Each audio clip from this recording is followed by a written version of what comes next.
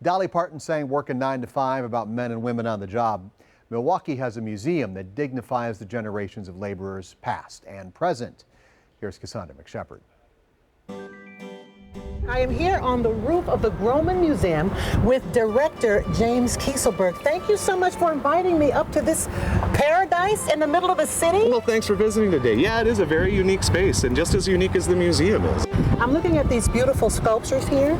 Yeah. And they are replicas? Yeah, they're reproduced from figures in the museum's permanent collection. We have 12 figures on the perimeter, 6 figures in the rooftop sculpture garden. And this one, for instance, is probably 9 inches tall in its original form. Are they kissing? Well, they're getting there, yeah. It's one of Dr. Grohmann's favorites. Everything that we deal with has something to do with human industry and labor.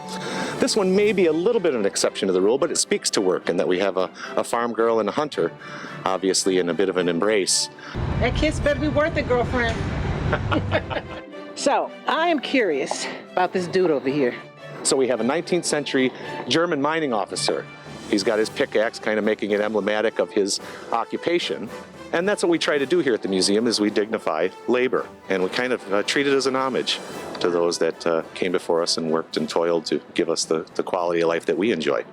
After the rooftop, we typically will go down to the 3rd floor to see the first of our gallery spaces. We have craftsmen and intellectual trades. Dr. Grohmann, he ran an aluminum foundry on the south side of Milwaukee, so he was captivated by hot metal. And so our blacksmith gallery includes a number of the earliest works he collected. So let's talk about Dr. Grohmann for a second, because the Grohmann Museum is his namesake. He's a real guy. He was a German immigrant. He came to the States in 1962. Long story short, he acquired the aluminum foundry, worked to grow the business for 40 years, at the same time growing an art collection, and he thought it best to gift it to the Milwaukee School of Engineering and build a museum to house it. And the 2nd floor focuses primarily on construction and agriculture. But I like to tell our guests that no museum in Milwaukee would be complete without a section on beer and wine. Here we see, for instance, late 19th century brewing, and we see how brewing changed in just 30 or 40 short years, and so we're able to trace historic workways and historic pathways. When we do, look at any piece of art, we're taking in a piece of history. Now, these look a little different from the other things that we've been looking at. Very different. In our feature exhibition program, we always kind of try to look at the modern and the contemporary. Oh. So this is 30 living artists providing us with 50-plus pieces, all with their interpretation of what work means to them. These are always nice complements to our very historic permanent collection. Right.